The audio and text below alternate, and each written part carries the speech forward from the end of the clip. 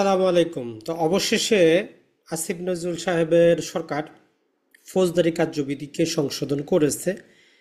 তো এর আগেও আমরা একটা সম্পূরক সংশোধনী দেখেছি, যেখানে 173-এর এ ধারা যুক্ত করা হয়েছিল। তো আজকে যে গেজেটটা জারি করা হয়েছে মোটামুটি আমরা আপনাদের সামনে তুলে ধরবো। তো এখানে মূলত যে সংশোধনীগুলো আনা হয়েছে এটা আগে একটু সামারি করে নিই আমরা। মূলত এখানে পুলিশ কিভাবে গ্রেফতার করবে, গ্রেফতারের পর আসামিকে কিভাবে মেডিকেল টেস্ট করবে, তার আত্মীয় স্বজনকে জানাবে, এই রিলেটেড কথাবার্তা। ম্যাজিস্ট্রেটদের শাস্তি প্রদান, টাকা পয়সার অ্যামাউন্টটা বাড়ানো, আইনের মধ্যে বিভিন্ন জায়গায় যেখানে অ্যামাউন্ট দেওয়া আছে ওই অ্যামাউন্টগুলোকে বর্ধিত করা হয়েছে। আর আসামির অনুপস্থিতিতে বিচারের প্রক্রিয়াগুলোর সংশোধনী আনা হয়েছে। তো চলুন দেখা যাক মোটামুটি আমরা কি পাচ্ছি এই আমাদের নতুন সরকারের নতুন সংশোধনীতে। তো আপনাদের সামনে আমরা এই যে গেজেটটা নিয়ে এসেছি, তো আমরা ট্রাই করব, এটা হচ্ছে এই ভিডিওটাতে আমরা অতটা ডিটেইলে যাব না। যারাই বার কাউন্সিলে পরীক্ষা দিবেন তাদের জন্য আমরা পৃথক আর একটা ভিডিও করব, সেখানে বিস্তারিত তুলে ধরবো। আজকের এই ভিডিওটা যেহেতু পাবলিক অ্যাট লার্জের জন্য, যারা আইন বুঝেন না যাতে তারাও বুঝতে পারেন যে সরকার কী সংশোধনী এনেছে। তো দেখেন, সর্বপ্রথম যদি আমরা বলি, এখানে এই আইনের 32 নম্বর ধারায় আমাদের বাংলাদেশে যে 4 প্রকারের ম্যাজিস্ট্রেট আছে এরা কি কি শাস্তি দিতে পারে, কত টাকা পর্যন্ত জরিমানা করতে পারে তার একটা অপশন ছিল। তো যারা ফার্স্ট ক্লাস ম্যাজিস্ট্রেট আসতেন তারা আগে 10,000 টাকা পর্যন্ত জরিমানা করতে পারতেন, এটাকে 5 লাখ টাকা পর্যন্ত করা হয়েছে। আর আগে আমাদের বাংলাদেশে বেতাঘাতের শাস্তিটা চালু ছিল, এইটাকে রহিতকরণ করা হয়েছে। সেকেন্ড ক্লাস ম্যাজিস্ট্রেট যারা আছেন তারা 5,000 টাকা পর্যন্ত আগে জরিমানা করতে পারতেন, সেগুলোকে 3 লাখ টাকা পর্যন্ত বাড়ানো হয়েছে। আর থার্ড ক্লাস ম্যাজিস্ট্রেটরা 2,000 টাকা পর্যন্ত জরিমানা করতে পারতেন, এটাকে 2 লাখ টাকা পর্যন্ত করা হয়েছে। এটা জাস্ট ম্যাজিস্ট্রেটের তাহলে যে আর্থিক শাস্তি বা জরিমানা দেওয়ার ক্ষমতাটাকে বর্ধিতকরণ করা হয়েছে, জাস্ট এতটুকু বুঝতে পারলেন। এর পাশাপাশি এখন আমরা যদি দেখি আসামিকে কিভাবে গ্রেফতার করবে, এই রিলেটেড অনেকগুলা সেকশন যুক্ত করা হয়েছে। তো 46-এর মূল কথা যেটা, সেটা হচ্ছে আসামিকে যখন গ্রেফতার করতে যাবে পুলিশ সাহেব তার নিজের ভেরিফিকেশন আইডি কার্ডটা দেখাবেন, তাকে যাতে চিনা যায়। যদি কেউ জানতে চায় তার আইডি কার্ডটা তাকে কি করবেন, সেখানে অবশ্যই পেশ করবেন।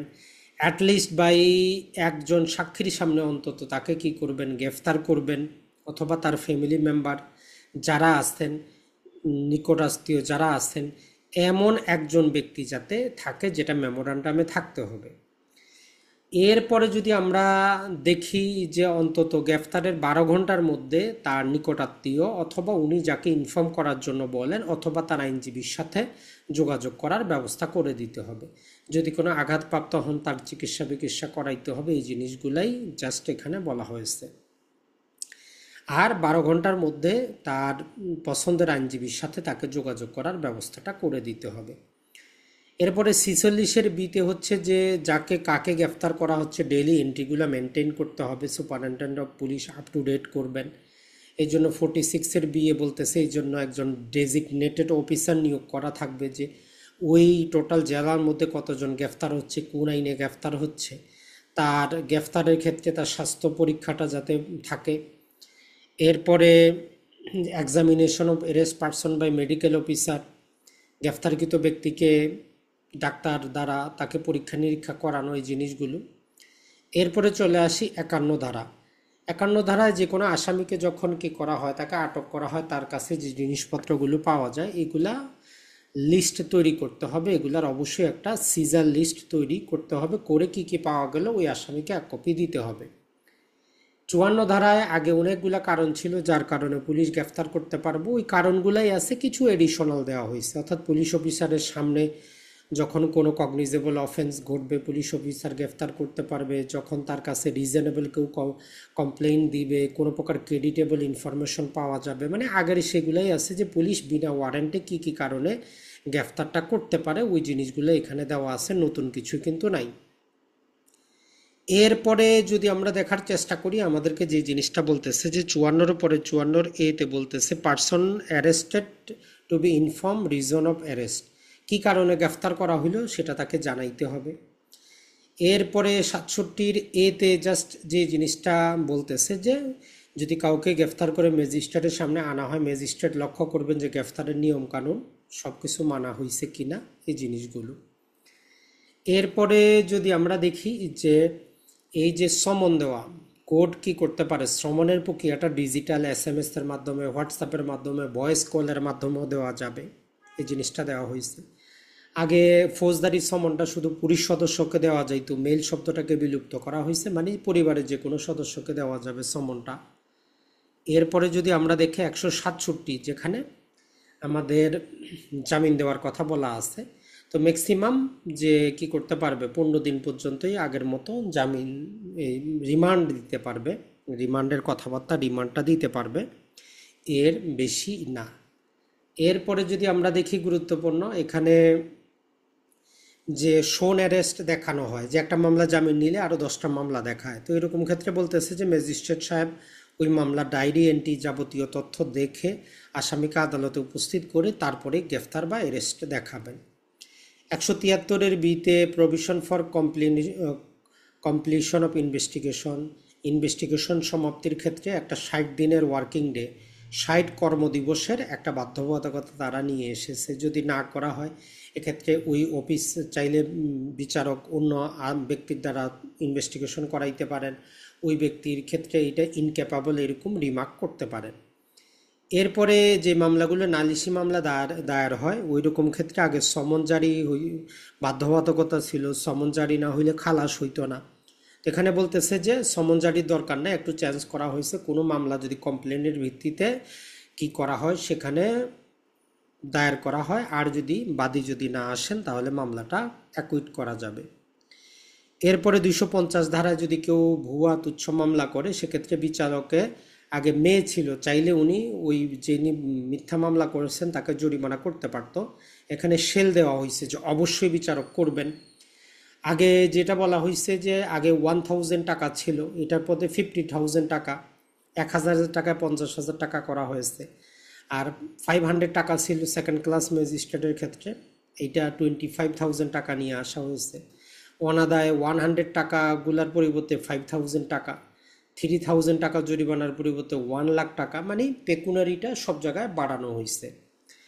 এরপরে সামারি ট্রায়ালের ক্ষেত্রে 260 আমরা আগে জানি যে 10,000 টাকা পর্যন্ত যদি কোনো ভ্যালু হইতো জিনিসে সেই মামলাগুলো সামারি ট্রায়ালে যাইতো, এখন এগুলো 5 লাখ টাকা পর্যন্ত ইনক্লুড করা হয়েছে সব মামলার ক্ষেত্রে।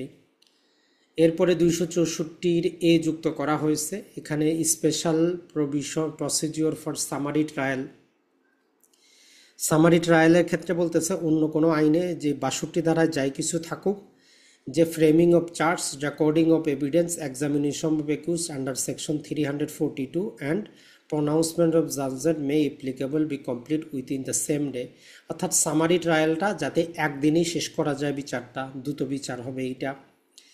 339 বিয়ে, আগে 2টা পত্রিকায় কি করতে হইতো, আসামির অনুপস্থিতিতে বিচারের জন্য 2টা বাংলা পত্রিকায় বহুল প্রচলিত বিজ্ঞাপন দিতে হইতো, এখন এইটাকে একটাতে করা হয়েছে, জাস্ট একটাতে করা হয়েছে, এতটুকুই। পাশাপাশি এই যে আমাদের যেই বিচারক বিভাগের যে ওয়েবসাইট আছে, পুলিশ সুপারের ওয়েবসাইট আছে, মেট্রোপলিটনের ওয়েবসাইটেও, গভর্নমেন্টের ওয়েবসাইটেও ওই যে পলাতক ব্যক্তিকে ওই নোটিশটা দিতে হবে, এতটুকুই। এরপরে সেকশন যদি আমরা দেখি 345-এ জাস্ট কিছু শব্দ চেঞ্জ করা হয়েছে, রায়োটিং, দাঙ্গা রিলেটেড, এটা অতটা আমাদের কাজের না। এরপরে দেখি আমাদের গুরুত্বপূর্ণ যদি দেখি ওই যে ব্যথাঘাত রিলেটেড সেকশনগুলোকে বিরোপ করা হয়েছে, ব্যথাঘাতের সেকশনটা এখানেও বিরোপ করা হয়েছে।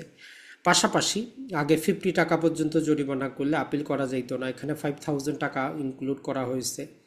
এই জায়গায় 200 টাকা পর্যন্ত জরিমানা করলে সেখানে আপিল করা যেত না, এখানেও 5,000 টাকা করা হয়েছে।